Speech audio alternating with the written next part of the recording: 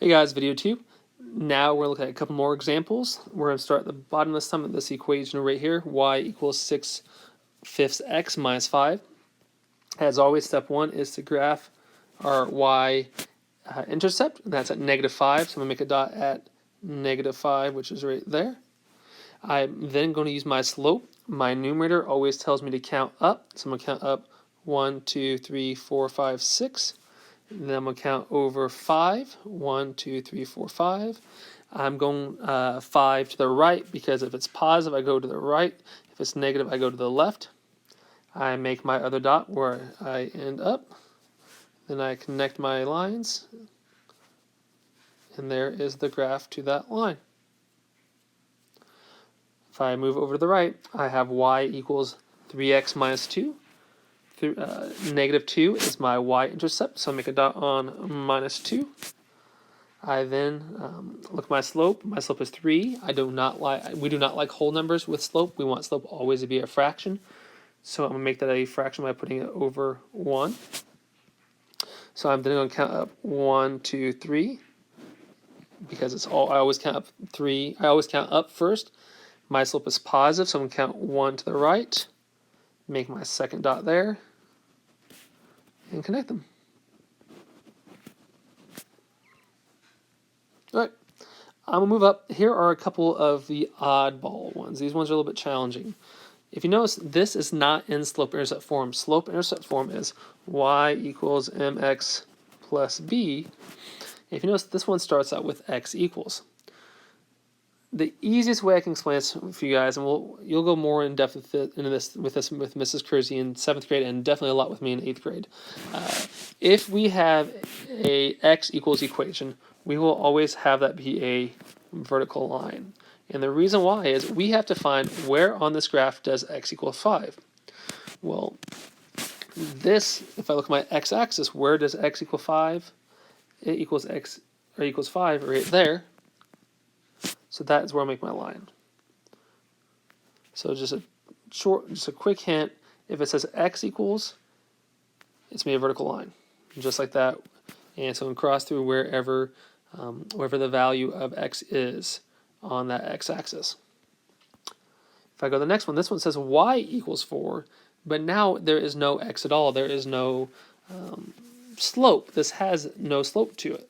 So if you have an equation with y equals and there's no slope, it's simply going to be a horizontal line.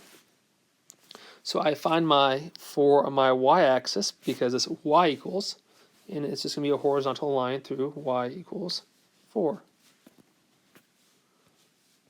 I missed a little bit there. Yeah, that helped. Okay. Those are two of the tougher ones, but okay, if you look right here, this should help you. If it says x equals, it's going to be a vertical line. If it says y equals, it's going to be a horizontal line if there is no x. Right? One more page and we're done. So let's go back to here. It says x equals -2. We know if it says x equals, it's going to be a horizontal line. So I go to -2 on my x-axis because there's no y. Make a dot right there, straight up and down line. Here it's y equals. I know if it says y equals and there's no x, it's going to be a vertical line. So I find -3 on the y-axis, which is right there. And I make if I said vertical, I was wrong. Horizontal line, sorry, wrong word. And so we'll go right there. All right. Let's go back to some of the ones that are more simple. I always start with these. If I have an x, that means it has a slope. And if it has a slope and it has a y-intercept, I always start with my y-intercept, which is -1. Now I'm going to go up 3 because I always rise up. 1, use a different color.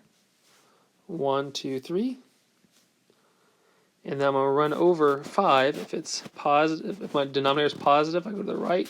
If it's negative, I go to the left. There's no negative sign. This is positive, so I go to the right 5. 1, 2, 3, 4, 5. And I make my red dot right there. Perfect.